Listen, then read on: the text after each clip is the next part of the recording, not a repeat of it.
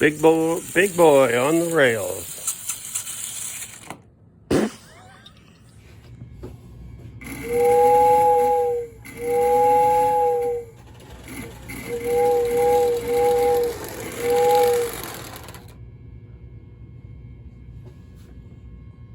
Hello everybody and welcome back to Old Frail and Decrepit. This time we're going to have a look at some locomotives that I've always considered one of my very favorite in the Marx line. And that is the Marx 999. It's the diecast locomotive. Now it is the smallest of their diecasts, and I will agree it doesn't pull as well as the 666 or the 333, but I think dimensions and all, it is a very good looking locomotive. So what we're going to do in this video, we're going to have a look at the variations that I have on this. Now there are only 4 or 5 variations that I've been able to identify, and I'm missing one of them, probably the last one of the variations that was manufactured. And of course, we're going to run them. So sit back and enjoy. Thank you for watching. Now, if you would have been one of those fortunate children in the 40s or 50s, that your parents would have gotten you a Marx set with a 999, this is what it would have looked like. Of course, the box would have looked brand new and shiny, but this is what you would have seen. Now, this particular set is a set that my wife picked up for me at a garage sale. And I know I've showed it before, or if I haven't, that means I'm kind of slacking. But I think it's kind of interesting to have a look and see what it would have looked like. Now, this isn't pristine, but it is a nice looking set. Now, of course, this is the locomotive, 999. It's in pretty decent shape. Got a few scrapes and scratches on it. And you can see from the pickup shoe that it is a post-war. And it's one of the later ones. It has the Baldwin drivers rather than spoked. And it would have come with the Baltimore and Ohio gondola, gray. The New York Central wedge tender, and of course these all have the tilt couplers.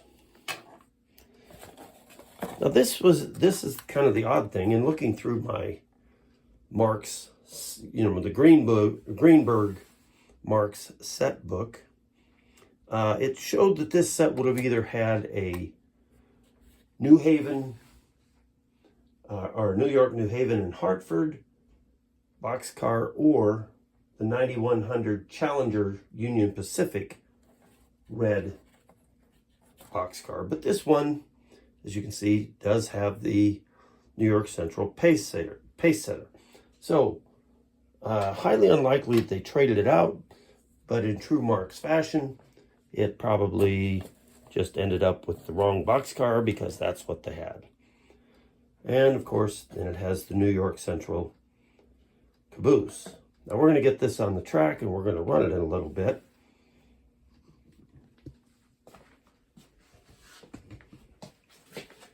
Now here are the rest of the 999s that I have. Now these 3 here all have the pre-war motors in them. But they aren't necessarily right. Now these other 4 back here, those all have the post-war motors, which is what you would expect. Now the very first 999 that would have come out in 41, manufactured in 41 and 42, would have been one like this. Now it wouldn't have been in this blue. Somebody has taken and repainted this one.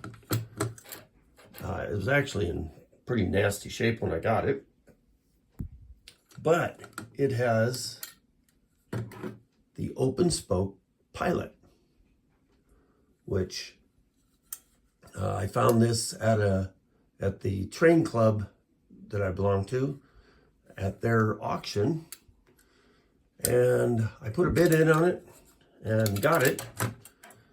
I think the other guys just felt sorry for me and let me have it, but I did win that at the auction. But you notice it does have the open spoke. That was only made that very first production, and to find one that has the Pilot in good condition is difficult because they are somewhat fragile.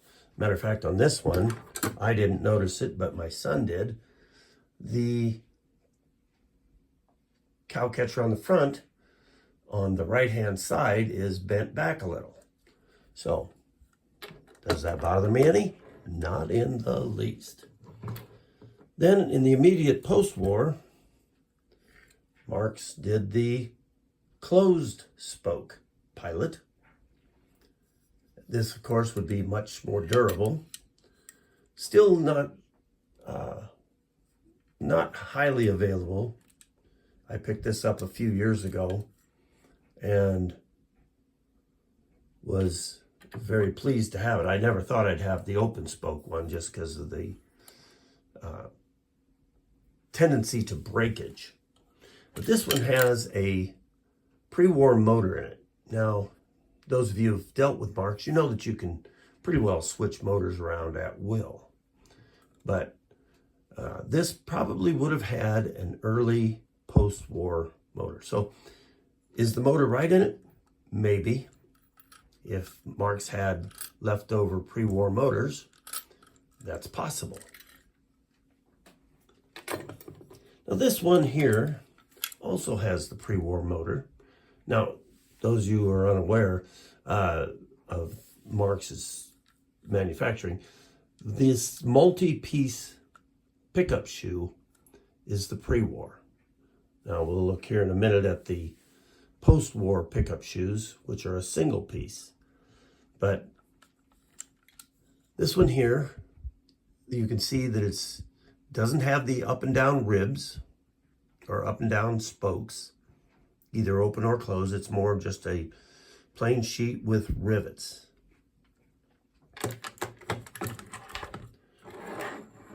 Now in the post-war, they also had these with the ribs across the top and the bottom of the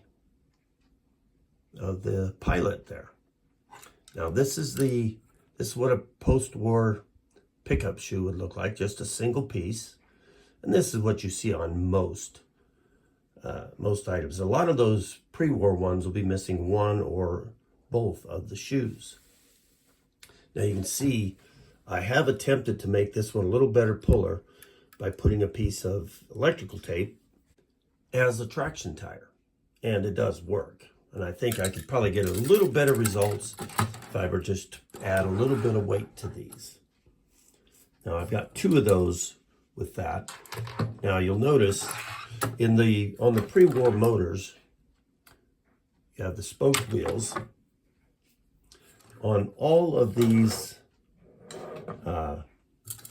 post-wars, they have the Baldwin drivers on them. So that is the difference on those. Now, this is also not a Marx original paint job. This is Dave is putting together a Christmas layout, and he didn't have any Christmas trains that year, so he just made his own out of one of his many 999s.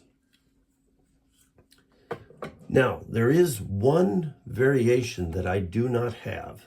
Let's just look here. You'll notice where the Marx logo is, there and there, up by the smoke box on the boiler. Now the last variation has it back in this area here, has that Marx logo back in this area. But I haven't run into one of those yet. So I guess I'm going to have to keep going to train shows until I can find one And then I don't know what excuse I'll come up with next, but I will continue to go to train shows.